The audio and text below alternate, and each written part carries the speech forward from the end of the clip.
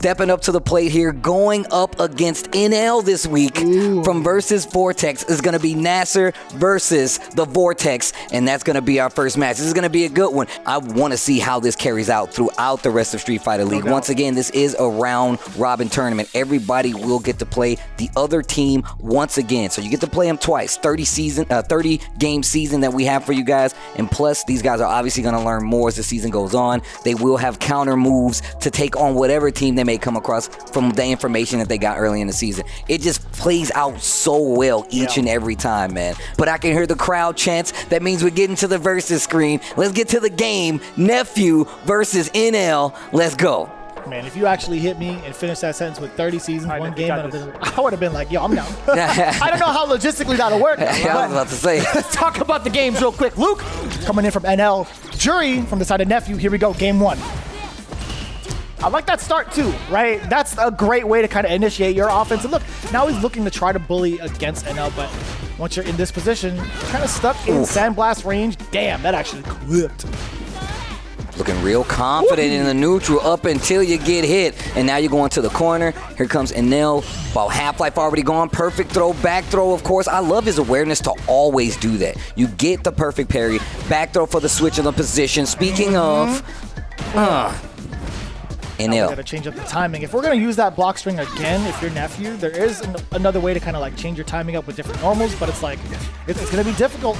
Depends on what Nephew does on defense, and I like him just kind of stopping just in case that DI was coming out one way or another because you're in burnout. I don't know about all that. Walking into the buffer, we get the proper punish. Big damage right here as well. That was mad damage. And you still got 2 bars as well. Good block. Block on the overhead. He's still in burnout. No drive. There it is. The drive impact gets the stun. No, actually didn't get the stun. What? Oh, then that was just. Yeah, he just hit him clean. Yeah. Interesting. Comboed into it, right? That's what happens. I don't know. Did NL build his bar right beforehand? So I'm gonna tell you right now. When we talk about the stack building, I couldn't even tell you because I was looking at NL. Yeah. Ooh, and the comeback too. And I gotta say, man, that's just a tough predicament to be in. Like, Nephew had no choice. He had to avoid the fireballs because chip was imminent. Okay. Drive rush gonna get the push this time around. And got 1 charge in the tank. Drive rush to keep the positioning. Another perfect parry back throw situation. NL taking the momentum. Now, what are you supposed to do about that? Are you going to bait the parry the next sequence that you get off of a standing medium punch? Will you even get that scenario? I mean, you got to be real careful right now. We know both of these guys have the tendency to perfect parry. You could have done something after that trade. Look at that. And just raw damage. Oh, no. The He tried to walk under? Oh, he didn't spend it.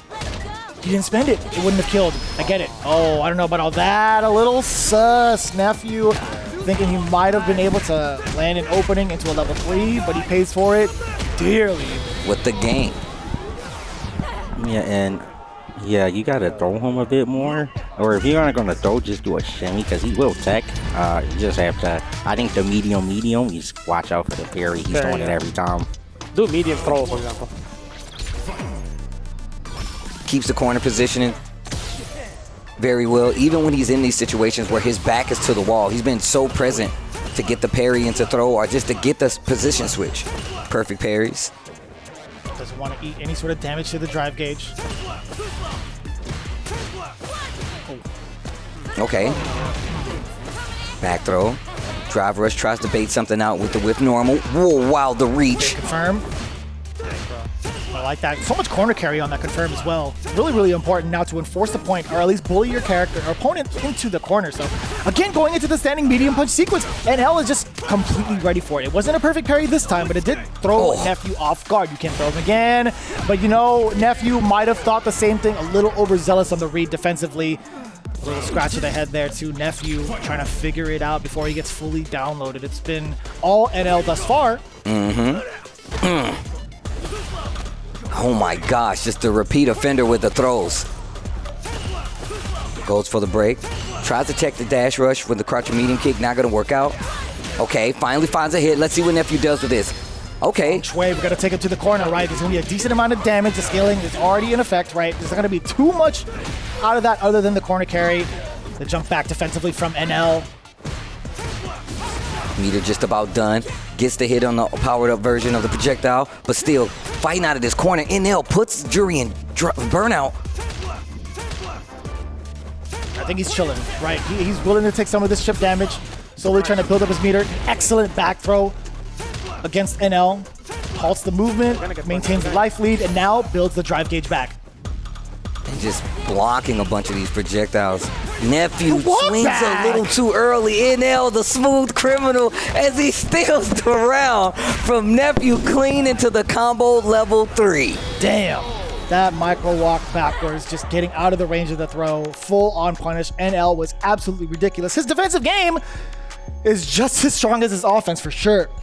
I mean, just the way that he was dealing with all this offense coming from Juri, especially one of these characters, he's spending so much drive to get in with Juri and like, all right, I'm going to do this. And Nell's like, no, I'm just not going to engage. And even when he was in burnout, the defensive position is just be like, hold this, hold this.